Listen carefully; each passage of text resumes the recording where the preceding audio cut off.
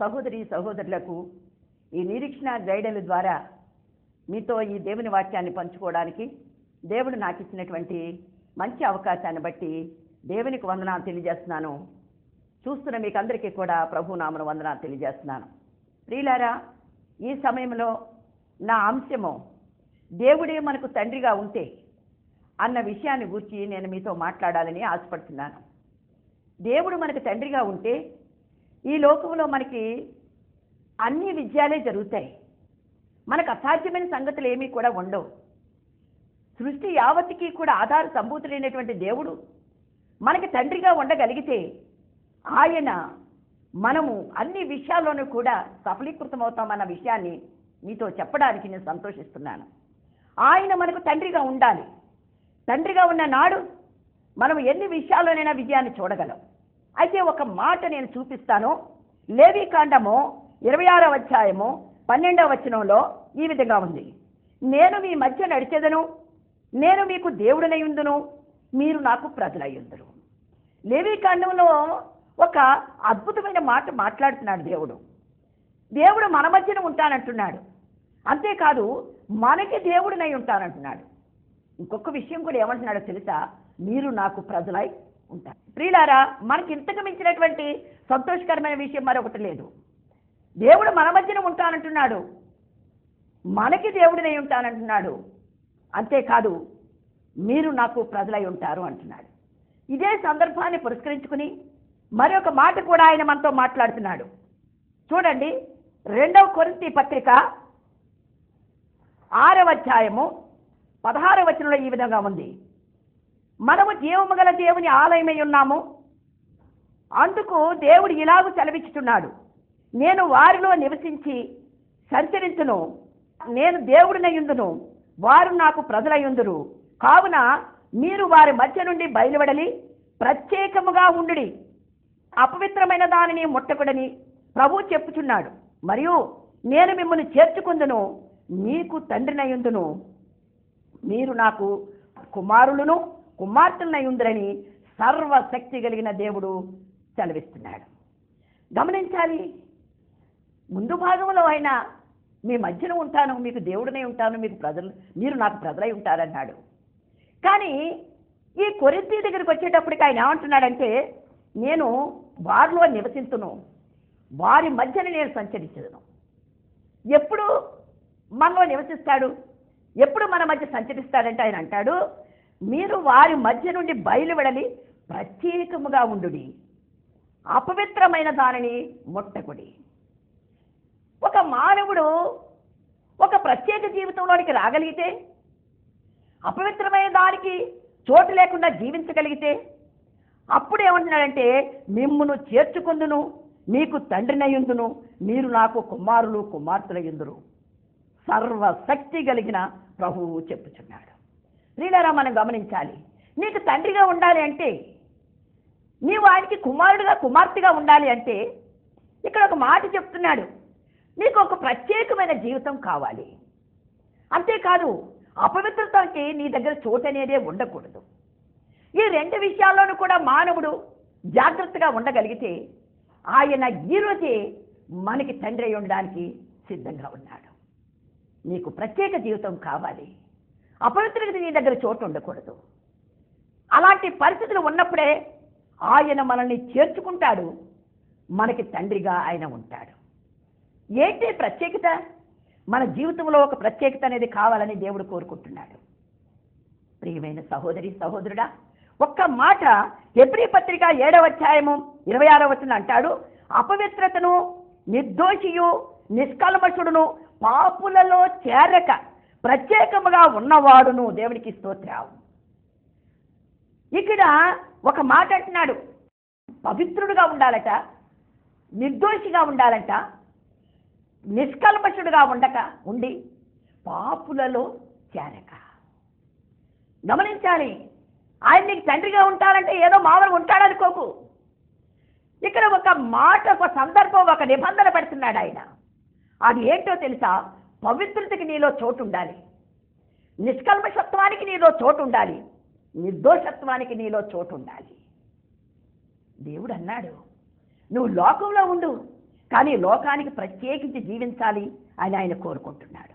కనుక మన జీవితంలో ఒక ప్రత్యేకత కావాలి. నువ్వు క్రైస్తవుడిగా జీవిస్తున్నావంటే నీ మాటలో ఒక ప్రత్యేకత, నీ ప్రవర్తనలో ఒక ప్రత్యేకత, నీ చూపులో ఒక ప్రత్యేకత, నువ్వు చేసే ప్రతి పనిలోనూ కూడా ఒక ప్రత్యేకత అనేది కావాలి. రోమాపత్రిక 1:2 అంటాడు, యేసుక్రీస్తు దాసుడను అపోస్తలుగా ఉండుటకు పిలువబడిన వాడను సువార్త నిమిత్తమై ప్రత్యేకించబడిన వాడనని పౌలు చెప్తున్నాడు. గమనించాలి. ఆయన ఏమంటున్నాడో తెలుసా? యేసుక్రీస్తు దాసుడని నేను, అంతేకాదు అపోస్తలుడుగా ఉండుటకు పిలువబడిన వాడను. మరొక మాట అంటున్నాడు, సువార్త కొరకు ప్రత్యేకించబడిన వాడను. పౌలు జీవితంలో ఎంత ప్రత్యేకతను గురించి వర్ణిస్తున్నాడో చూడండి. అంతకుముందు ఆయనకి ప్రత్యేకత లేదు. ద్వేషము, పగ, కక్ష, ఎక్కడ దేవుని సేవ జరుగుతుందో అక్కడ విఫలం చేయాలనేటువంటి ప్రయత్నం, ఎక్కడ దైవజనులు కనపడుతున్నారో వాటిని హతమార్చాలనేటువంటి కక్ష, ద్వేషం, పగ, అసూయతో తిరుగులాడినట్టు లోకంలో తిరుగులాడినటువంటి ఆ యొక్క పౌలుని దేవుడు ఒక ప్రత్యేక నమూనానిచ్చి, ఒక ప్రత్యేకించిన కారణాన్ని బట్టి పౌలు ఒక సాక్ష్యం చెప్తున్నాడు. నేను దేవుని సేవకుడిగా ప్రత్యేకించబడ్డాను.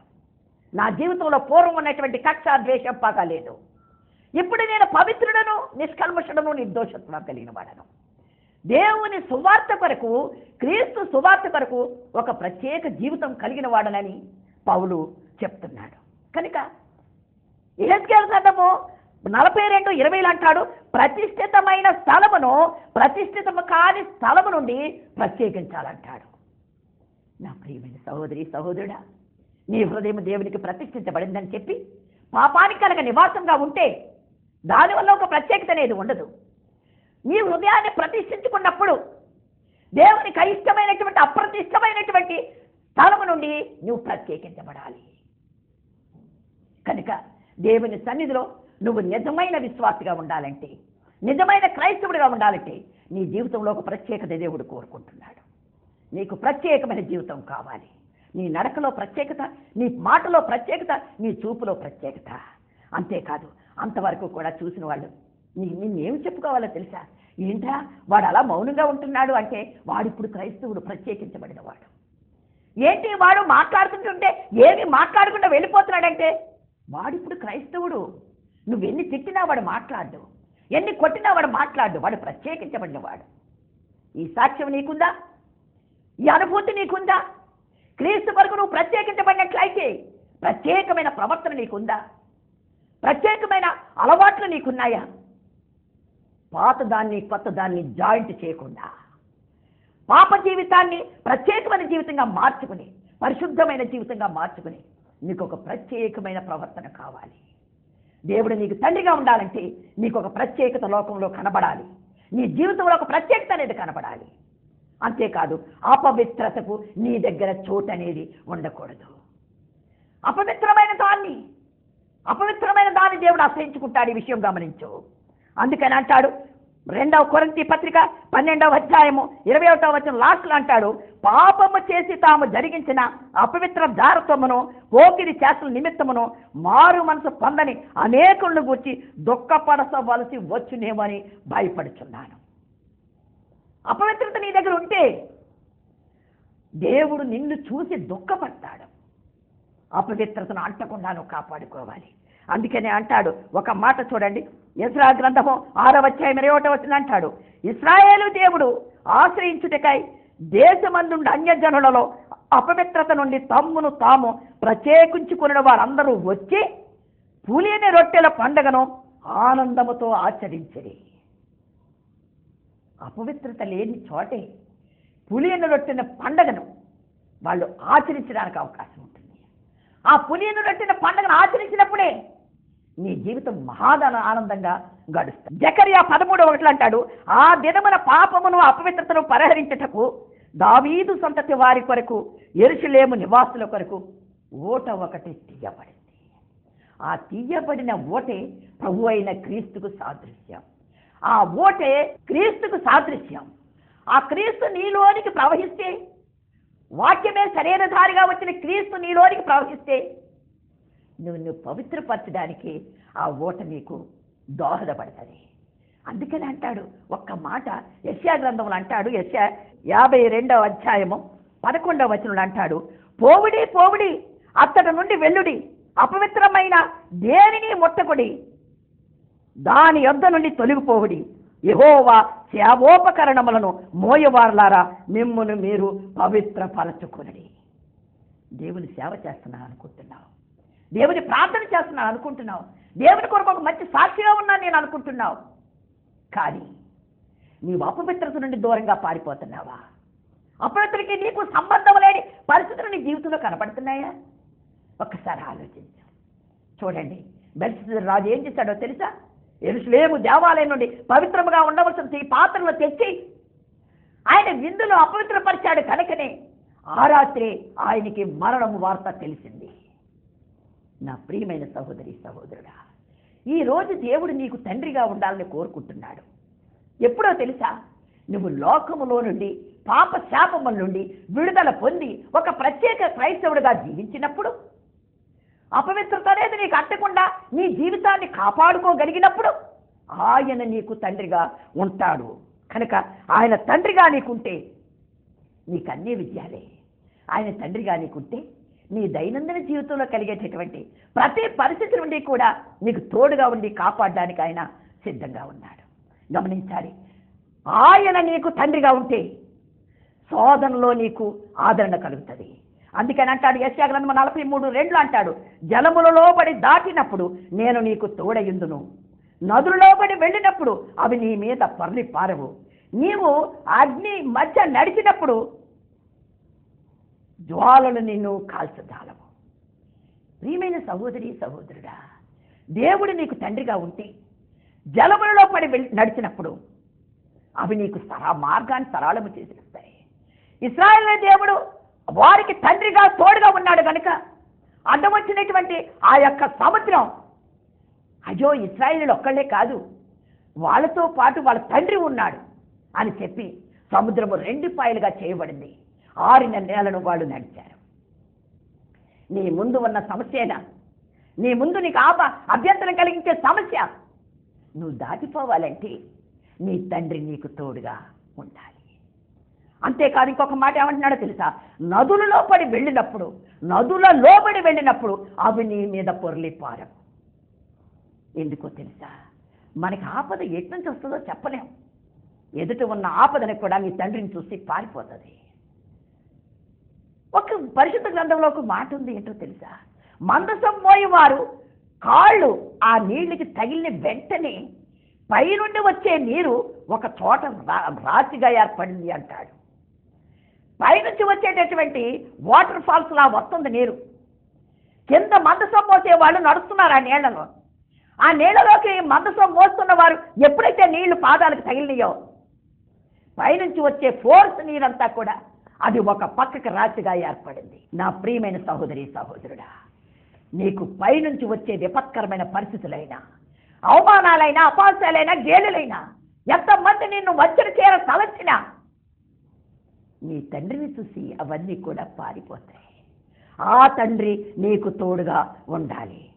అంతేకాదు, ఇంకొక మాట అంటాడు, అగ్ని మధ్యన నువ్వు నడిచిన అగ్ని నిన్ను కాల్చజాలదు. ఎంత మన దేవుడు తండ్రిగా మనకుంటే అగ్ని శ్రమల మధ్యన మనం నడిచిన, అగ్ని మధ్యన నడిచిన మన తండ్రిని చూసి అగ్ని మనల్ని ఏమీ చేయదు. గమనించు, షడ్రక్ మేషక్ అబేద్నెగోలు అగ్ని మధ్యన నడుస్తున్నారు. అగ్ని అయినటువంటి దేవుడు వారికి తండ్రిగా ఉన్నాడు కనుక ఆ అగ్ని ఈ అగ్నిని కాల్చలేకపోయింది. నువ్వు తండ్రిగా ఉండడం, ఆయన నాకు తండ్రిగా కావాలని నువ్వు అనుకుంటే, లోకం నుంచి నువ్వు ప్రత్యేకించబడితే, పాపము నుంచి నువ్వు ప్రత్యేకించబడితే, అపవిత్రత నుంచి నువ్వు ప్రత్యేకించబడితే నిజంగా ఆయన నీకు తండ్రిగా నీకు తోడుగా ఉంటానంటున్నాడు. ఎదురుగా ఉన్న శ్రమలైనా, పైనుంచి వచ్చే శ్రమలైనా, నీ చుట్టూ ఉన్నటువంటి అగ్నిగంధకాలైనా నీ తండ్రిని చూసి నిన్నేమీ చేయజాలవు. ఇంకొక మాట కూడా నేను చెప్పాలని ఆశపడుతున్నాను. శత్రువుల పోరాటం మన మీదకి వచ్చినా మన తండ్రి కనుక మన పక్కనుంటే శత్రువు మనల్ని ఏమీ చేయజాలదు. గమనించాలి, ద్వితీయోపదేశ కాండము 20వ అధ్యాయము 1వ వచనంలో అంటాడు, నీవు నీ శత్రువులతో యుద్ధములకు పోయి గుర్రములను రథములను మీకంటే విస్తారమైన జనమును చూసినప్పుడు భయపడవద్దు. ఐగుప్తు దేశంలోని నేను రప్పించిన నీ దేవుడైన యెహోవా నీకు తోడై ఉన్నాడు. ప్రియులారా, మనం గమనించాలి. పరిశుద్ధ గ్రంథంలో ఎంతో మంది రాజులను చూస్తున్నాం. వాడు యుద్ధానికి వెళ్ళినప్పుడు వాళ్ళతో ఉన్నటువంటి తండ్రిని చూసి ఎదుట ఉన్నటువంటి ప్రత్యర్థి వాళ్ళకు వాళ్ళే హత్య చేసుకున్నారు. యెహోషాపాతు విషయంలో అదే చూసాం మనం. కనుక నీ తండ్రి కనుక నీకు పక్కనుంటే, నీ తండ్రి నీకు తోడుగా ఉంటే, నీ శత్రువు నీ మీద పోరాడదామని వచ్చే శత్రువు పారిపోతుంది. దావీదు కూడా అన్నలు అన్నారు, అన్న నేను గొల్యాతుని చంపుతానంటే, వద్దురా నువ్వెందుకురా నువ్వేమనుకుంటున్నావురా అంటే, అన్నలారా నా తండ్రి నాకు తోడుగా ఉన్నాడు.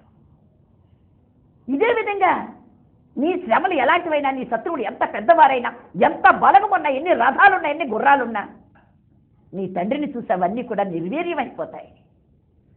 ఈ సమయంలో శత్రువులు మనతో పోరాడేవాడు మన తండ్రి. మనకి తండ్రిగా ఉండాలని మనం కోరుకోవాలి. మూడో విషయానికి వస్తే, ఎలాంటి విపత్కరమైన ప్రమాదాలు జరిగినా ఆయన మనకి తోడుగా ఉంటాడు. ఆయన మనకు తండ్రిగా ఉంటే మన ప్రమాదాలు ఆ వాటంతటవే వెళ్ళిపోతాయి. నిర్గమాకాండం 33వ అధ్యాయం 14వ వచనం అంటాడు, నా సన్నిధి నీకు తోడుగా వచ్చును, నేను నీకు విశ్రాంతి కలుగు చేతును అని దేవుడు మోషేకు వాగ్దానం చేస్తున్నాడు. అప్పుడు మోషే అంటాడు, ఏమంటాడో తెలుసా, నాయనా నా తండ్రి నీ సన్నిధి నాతో రాకపోతే నాకు ఈ ప్రయాణమే వద్దంటాడు. నా ప్రియమైన సహోదరి సహోదరుడా, నీ జీవితంలో నీ తండ్రిని తోడు నువ్వు ప్రతి ఉదయం కోరుకోవాలి. ఆయన నీకు తండ్రిగా ఉండాలి. ఆపద నుంచి తప్పించే దేవుడు మన దేవుడు. అందుచేతనే అరణ్యంలో పడి వెళ్ళిన ఆపత్కరమైన జంతువులు వారిని ఏమీ చేయలేదు. అరణ్యంలో ఆకలి వేసినా అక్కడ కూడా వాళ్ళ ఆకలికి లోటు రాలేదు. అరణ్యంలో దాహం వేసినా ఏ ప్రమాదము జరగకుండా వాళ్ళు సురక్షితమైన నీరు, అమృతము లాంటి నీళ్లు వాళ్ళు తాగారు, తృప్తి పొందారు. నీ జీవితంలో దేవుడు కనుక నీకు తండ్రిగా ఉంటే శోధన నీ తండ్రిని చూసి పారిపోతుంది. దేవుడు నీ తండ్రిగా ఉంటే నీతో పోరాడాలని సిద్ధపడినటువంటి శత్రువులు నీ తండ్రిని చూసి పారిపోతారు. దేవుడు నీకు తోడుగా ఉంటే ఎన్ని ఆపదలు నేను చుట్టుముట్టినా ఏమీ చేయజాలవు. కనుక మన ప్రయాణముల్లో కూడా దేవుడు మనకి తోడుగా ఉంటాడు. గమనించాలి. ఆదికాండం 28వ అధ్యాయం 15వ వచనం అంటాడు, ఇదిగో నేను నీకు తోడై ఉండి నీవు వెళ్ళు ప్రతి స్థలంలో నిన్ను కాపాడుచు ఈ దేశమునకు నిన్ను మరలా తిరిగి రప్పించదును. నేను నీతో చెప్పినది నెరవేరు వరకు నిన్ను విడువను, ఎడబాయను. గమనించాలి. యాకోబుకు ఒక మంచి సాక్ష్యం, ఒక మంచి వాగ్దానం ఇస్తున్నాడు దేవుడు. ఏంటో తెలుసా, నువ్వు ఎక్కడికి వెళ్తే నేను అక్కడికి వస్తాను, నువ్వు ఎక్కడికి వెళ్తే అక్కడ నేను ఆశీర్వదిస్తాను. ఈ మాట నెరవేరే వరకు కూడా నీకు తండ్రిగా నీతోటే నేను ఉంటాను అన్నాడు. ఈ మంచి వాగ్దానం మనకు కావాలి. ఎలియాజరు ప్రయాణమై వెళ్ళి పెళ్లి కుమార్తె కొరకు వెళుతున్నప్పుడు అంటాడు, నా ప్రభువు యొక్క దేవుడు నాతో ఉన్నాడు, దేవుడే నాకు సమస్తము సఫలపరిచాడని ఆయన చెప్తున్నాడు. దారిలో ఉండగానే నా యొక్క యజమానుని దేవుడు నాకు సహాయం చేశాడు అంటున్నాడు. కారణం ఏంటో తెలుసా, ఎలియాజరుతో పాటు తండ్రి కూడా బయలుదేరి వెళ్ళాడు. కనుక నీ జీవితంలో నువ్వెన్నో ప్రయత్నాలు చేస్తావు. ప్రయత్నాలు చేస్తూ ఎన్నో ప్రయాణాలు చేస్తూ ఉంటావు. ప్రయాణాలు చేస్తున్నటువంటి సమయంలో ఆ ప్రయాణాలన్నీ సఫలం కావాలి అంటే, నానా నువ్వు నాతో రాని నువ్వు ఒక్క రిక్వెస్ట్ చేయాలి దేవుడి దగ్గర, అంతే తప్ప నువ్వు ఒంటరిగా వెళుతున్నాను అనుకోవద్దు. నా కార్యాన్ని సఫలపరిచే దేవుడు, నా ప్రయాణాన్ని సఫలీకృతం చేసే దేవుడు నాతో ఉన్నాడు, నా తండ్రి అని నువ్వు నమ్మగలిగితే నువ్వు వెళ్ళే ప్రతి ప్రయాణంలోనూ కూడా నీకు విజయాన్ని ఇవ్వడానికి దేవుడు సిద్ధంగా ఉన్నాడు. ఆఖరిసారిగా ఒక మాట చెప్తున్నాను, నీ తండ్రి ఎప్పటి వరకు నీకు తోడుగా ఉంటాడో తెలుసా, యుగ సమాప్తి వరకు కూడా నీకు తోడుగా ఉంటాడు. గమనించాలి. మత్తయి సువార్త 28వ అధ్యాయము 20వ వచనం అంటాడు, నేను ఏ సంగతులు ఆజ్ఞాపించుతునో వాటన్నిటినీ గైకొనవల్లని వారికి బోధించుడి, యుగ సమాప్తి వరకు సదాకాలం మీతో కూడా ఉన్నానని వారితో చెప్పాను. ఎవరు చెప్పగలరండి? లోక సంబంధమైన తండ్రి మన బ్రతుకున్నంత కాలం ఉంటాడని గ్యారంటీ లేదు. లోక సంబంధమైన భర్త మన బ్రతుకున్నంత కాలం ఉంటాడని గ్యారంటీ లేదు. కానీ దేవుడు ఏం చెప్తున్నాడు తెలుసా? మన తుది ఊపిరి పర్యంతము కూడా సదాకాలం ఆయన మనకి తోడుగా ఉంటానంటున్నాడు. గమనించాలి. నేను నీకు తండ్రినయ్యుందును, మీరు నాకు కుమారులు కుమార్తెలయ్యుందురు. నేను ఎలాంటి వాడినో తెలుసా? సర్వశక్తి కలిగినటువంటి దేవుడను. నా ముగింపు మాట ఏంటో తెలుసా? ఆయన నీకు తండ్రిగా ఉండాలని కోరుకుంటున్నాడు. అంతేకాదు, ఎప్పుడు నీకు తండ్రిగా ఉంటాడంటే ఒక ప్రత్యేక జీవితం, క్రైస్తవ జీవితం నీకు కలిగి ఉన్నప్పుడు, అపవిత్రత నీ దగ్గర అట్టకుండా ఉన్నప్పుడు ఆయన నీకు తండ్రిగా ఉంటాడు. తండ్రిగా ఉన్నటువంటి దేవుడు శోధనలో నీకు తోడుగా ఉంటాడు. నీ శత్రువుని నీ మీద దాడి చేసినప్పుడు ఆయన నీకు తోడుగా ఉంటాడు. ప్రమాదాల్లో ఆయన నీకు తోడుగా ఉంటాడు. అంత మాత్రం కాదు, నీ ప్రయాణాల్లో ఆయన తోడుగా ఉంటాడు. ఎప్పటి వరకు అంటే యుగ సమాప్తి వరకు ఆయన నీకు తోడుగా ఉంటాడు. ఇలాంటి తండ్రి మనకి కావాలి. ఆయనే నీకు తండ్రిగా ఉంటే నీవు జయించలేదంటూ ఏదీ లేదు. నిర్భయముగా నువ్వు జీవించాలనుకుంటే, లోకంలో నీవు ఎలాంటి శోధనలు అనిపించకుండా నువ్వు నిర్భయంగా జీవించాలంటే తప్పకుండా ఆయన నీకు తండ్రి అయి ఉండాలి. ఈరోజే ఈ వాక్యం ఉంటున్నటువంటి నా సహోదరి సహోదరుడా, నీ జీవితాన్ని ఈరోజే ప్రత్యేకించుకోవడానికి ప్రయత్నం చేయి. పాప శాపం నుంచి విమోచించడం కోసమే పరిశుద్ధుడైనటువంటి దేవుడు ఈ లోకానికి వచ్చాడు కనుక ఆయన రక్తంలో విమోచించబడి నువ్వు ప్రత్యేక జీవితంగా జీవించడానికి ప్రారంభించు. దేవుని కొరకు నువ్వు ప్రత్యేకమైన జీవితం జీవించాలి. ఎంత నామకార్థ క్రైస్తవ్యంగాను మనం ఉండకూడదు, కానీ దేవుని కొరకు నిజమైన ప్రత్యేకత మనకు కావాలి. నీ పాత జీవితానికి ప్రత్యేక జీవితానికి తేడా నిన్ను చూసిన వారు తెలుసుకునేలాగా నీ జీవితం ఉండాలి. నీ ప్రవర్తనలో ప్రత్యేకత, నీ మాటలో ప్రత్యేకత, నీ నడవడిలో ప్రత్యేకత, నీ భాషలో ప్రత్యేకత, నీ దైనందిన జీవితంలో ఒక ప్రత్యేకత. ఆ ప్రత్యేకమైన జీవితాన్ని జీవించి పాపాన్ని అంటకుండా నువ్వు జీవించగలిగితే దేవుడు నీ కొరకే నీతో తండ్రిగా ఉంటానని ఆయన వాగ్దానం చేస్తున్నాడు. ఆయన తండ్రిగా ఉంటే మనకెంత ధన్యతో తెలుసా? ఈ ధన్యకరమైన జీవితాన్ని నీ జీవితంలో పాడు చేసుకోవద్దు. నా ప్రియమైన సహోదరి సహోదరుడా, నీకు మనవి చేస్తున్నాను. ఈరోజు తండ్రి అంటున్నాడు, నీ మధ్యన నేను నడిచెదను, మీకు దేవుడినై ఉందును, మీ మధ్యన నేను ఉందును, మీరు నాకు ప్రజలై ఉందును అంటున్నాడు. ఇంకొక మాట కూడా ఆయన ఏమంటున్నాడో తెలుసా? మీకు తండ్రినై ఉందును, మీరు నాకు కుమారులు కుమార్తెలై ఉందురు అంటున్నాడు. ఎవ్వరూ ఇలాంటి వాగ్దానాన్ని చేయలేరు, కానీ దేవుడు మాత్రం కోరుకునేదేంటో తెలుసా? నీకు తండ్రిగా ఉండాలని.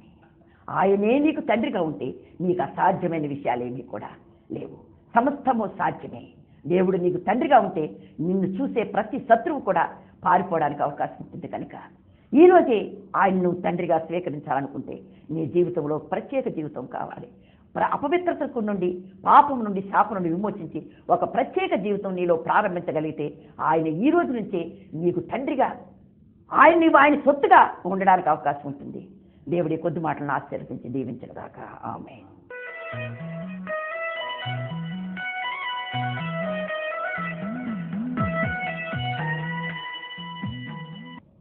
ప్రార్థన. మహాపరిశుద్ధుడైన తండ్రి, ఘనమైన దేవా, నీకు వందనాలు, స్తోత్రాలు ప్రభువా. నిరీక్షణ గడియల ద్వారా నా ప్రభు నాయన మరొకసారి నీ బిడ్డలతో మాట్లాడడానికి నువ్వు ఇచ్చిన అవకాశాన్ని బట్టి వందనాలు, స్తోత్రాలు నాయన. తండ్రి నాయన, ఇంతవరకు నా ప్రభు విత్తబడిన వాక్యాన్ని నా ప్రభు నాయన నీ బిడ్డలు ఎంతమంది అయితే ఈ టీవీ ముందు కూర్చుని వింటున్నారో, బాధ కలిగిన హృదయంతో ఉన్నారో, ఆదరణ లేని హృదయంతో ఉన్నారో, శ్రమల చేత బాధపడుతూ ఉన్నారు నా ప్రభు నాయన, ఏ దుఃఖము చేత, ఏ విచారము చేత నా ప్రభు ఉన్నారో వారందరినీ నువ్వు దర్శించావని నమ్ముచున్నాను ప్రభువా. దేవా, నీకు వందనాలు, స్తోత్రాలు ప్రభువా నాయన. నీ బిడ్డలను ఆదరించండి, ధైర్యపరచండి నాయన. నీవు వారికి తండ్రిగా ఉండి నాయన, నీకు వందనాలు, స్తోత్రాలు. వారిని బిడ్డలుగా చేర్చుకోనైనా నీకు వందనాలు, స్తోత్రాలు ప్రభువా నాయన. ఈ రోజే వారికి ఒక మంచి తీర్మానం దయచేయండి. దేవుడు మాకు తండ్రిగా ఉంటే మాకు కావలసినవి అన్నీ కూడా అనుగ్రహించబడతాయని ఒక మంచి తీర్మానం కలిగిన వారుగా ఉంచండి రాజా. నీకు వందనాలు. బాబు నీకు వందనాలు స్తోత్రాలు ప్రభు నాయన. అనారోగ్యవంతులు ఉన్నారేమో ప్రభు నాయన, అనారోగ్యంతో నా ప్రభు సతమతం అయిపోతున్న వారు ఉన్నారేమో ప్రభు. అయ్యో మాకు తండ్రిగా ఉన్న దేవుడు మమ్మల్ని స్వస్థపరుస్తాడని ఒక మంచి విశ్వాసం వారిలో పెట్టండి రాజా. నీకు వందనాలు స్తోత్రాలు ప్రభు నాయన. ఉద్యోగ ప్రయత్నాల్లో ఉండి నా ప్రభు నాయన ఎన్నోసార్లు ప్రయాణాలు చేసి నా ప్రభు నాయన నిరుత్సాహపడుతున్న బిడ్డలు ఉన్నారేమో ప్రభు నాయన. నీ చిత్తాన్ని బట్టి నా ప్రభు నాయన మాకు తండ్రిగా ఉండి నా ప్రభు నాయన మా ఉద్యోగ విషయంలో నీ సహాయం దయచేయి నాయన అని నాయన గొప్ప తీర్మానం కలిగి ఉంటాన్ని కార్యం చేయండి ప్రభు నాయన. తండ్రి దేవా నీకు వందనాలు. శత్రు బాధ చేత నా ప్రభు నాయన ఎంతమంది అయితే శోధించి పడుతున్నారో ప్రభు వారికి నువ్వు తండ్రిగా ఉండు నాయన. నీకు వందనాలు స్తోత్రాలు రాజా. నీకు వందనాలు స్తోత్రాలు ప్రభు. ఈ సమయంలో నా ప్రభు నాయన నువ్వు తండ్రిగా ఉంటే నా ప్రభు నాయన ఈ లోకంలో మాకు అసాధ్యమైనది లేదు ప్రభు నాయన. నువ్వు తండ్రిగా ఉండి నా ప్రభు ఈ టీవీ ముందుండి ఎంతమంది అయితే వీక్షిస్తున్నారో వారందరూ అవసరాలు తీర్చండి రాజా. నీకు వందనాలు. చదువులు అభివృద్ధి పరచండి ప్రభు. నీ శక్తి కలిగినటువంటి నా ప్రభు నాయన ఆదరణ వారికి దయచేసి నా ప్రభు నాయన ప్రతి సమస్య నుండి అనారోగ్యం నుండి ఇబ్బంది నుండి వారికి విడుదల దయచేయండి నాయన తండ్రి దేవా నీకు వందనాలు ప్రభు నాయన. నీ బిడ్డలతో నీ ఆత్మను ఉంచండి. నువ్వు వారికి తండ్రిగా ఉండండి ప్రభు. ఈ కొద్ది మాటలు నా ప్రభు వారి వినికిడిలో ఆశీర్వదించి దీవించమని వారి అనుభవంలో గొప్ప సాక్ష్యం వారికి అనుగ్రహించి నడిపించమని యేసు నామమున అడుగుచున్నాను తండ్రి. ఆమేన్. ఆమేన్.